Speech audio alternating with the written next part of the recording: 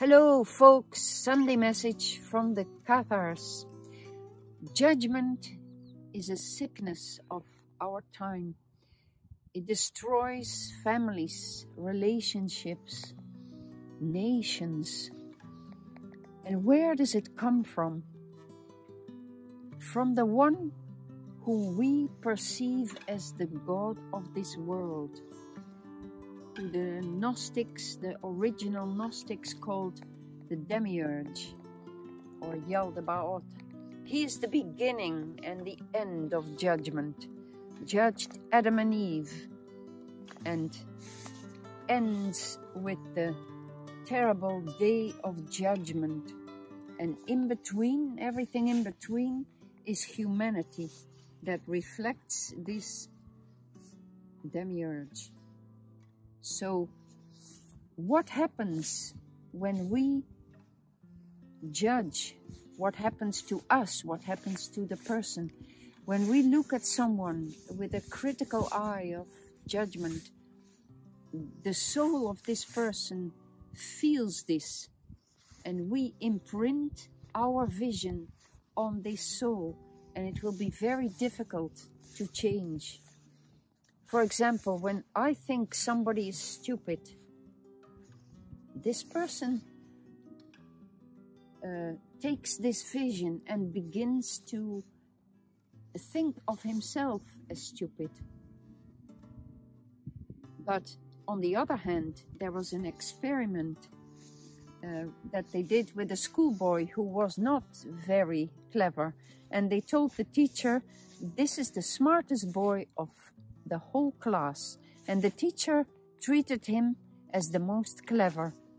And at the end of the semester, it was this boy who had the best marks. So our vision counts, our merciful eye, which is our natural vision. When we see that our children lie or are aggressive or do something bad, we don't judge them, we love them, we correct his behavior. But what happens to us when we judge? We multiply rancor, bitterness, resentment, anger, hatred even, and it poisons us. It closes our heart, whereas when we look with a merciful eye, everybody wins because we multiply love and kindness and we are at peace. How can we change? We can change by separating the act from the person. So the act of lying, the act of aggression, the act of judgment, we separate from the person. We want to abolish the evil, not the person. For example, I heard of this smart young man. He didn't like the church very much. And he was addicted. He was on drugs. And one day he went to the pastor and told him in rude language what he thought of him.